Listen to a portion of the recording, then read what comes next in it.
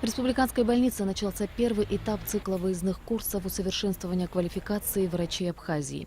Их будет несколько, и первый из них в области акушерства и гинекологии завершится 25 ноября.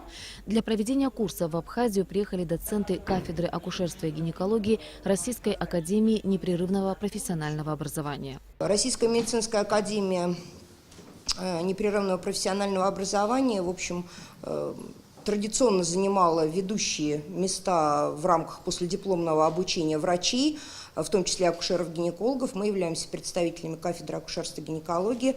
Ваша программа сформирована в соответствии с теми российскими программами повышения квалификации, которые утверждены соответствующими учреждениями на территории нашей страны. Я думаю, что она будет и для вас, в общем, достаточно интересна.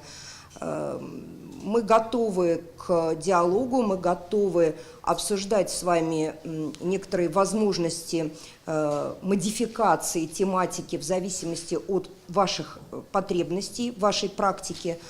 Повышение квалификации врачей будет осуществляться поэтапно. Сначала очно, потом дистанционно.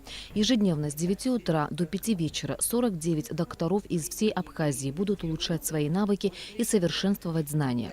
Наибольшее внимание, по словам Маргариты Скворцовой, будет уделяться вопросам оказания экстренной помощи, а также ведения беременности и родов при ЭКО. Данные курсы представляют интерес не только акушерам-гинекологам, но и хирургам. Медицина – наука такая, которая семимильными шагами шагает.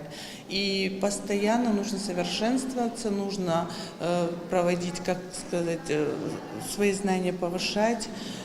Это нам помогает идти в ногу с мировыми тенденциями, с российскими тенденциями. Все вот это, то, что сейчас проводится Министерством здравоохранения, направлено на то, чтобы нашу медицину сделать современной, совершенной, доступной. По окончании курса все врачи должны будут сдать экзамены. Только после этого они получат удостоверение, на основании которого Минздрав Абхазии будет выдавать сертификат. По закону о здравоохранении Республики Абхазия врачи должны проходить сертификацию каждые 5 лет. И теперь у местных специалистов, срок сертификата которых истекает, есть прекрасная возможность, не выезжая за пределы страны, получить необходимый документ. Ирина Аршба, Алексей Агухава, Абхазское телевидение.